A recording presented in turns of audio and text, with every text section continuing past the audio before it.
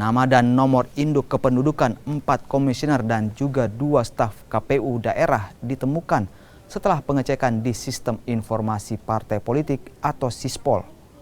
Sementara itu, mereka yang namanya dicatut telah menyampaikan tanggapan sesuai yang diatur PKPU dan dikirim melalui website KPU RI. Pengecekan nomor induk kependudukan dalam Sistem Informasi Partai Politik ini bukan hanya bisa dilakukan oleh komisioner dan staf KPU, tetapi juga dapat dilakukan oleh seluruh masyarakat melalui fitur Info Pemilu KPU. Sebelum pendaftaran, partai politik itu mengupload syarat dan dokumen persyaratan ke dalam Sipol.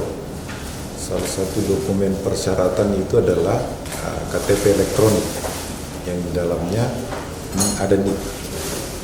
Nah, kemudian PU membuka fitur informasi info pemilu untuk mengecek apakah NIK terdaftar dalam Sipol untuk masyarakat.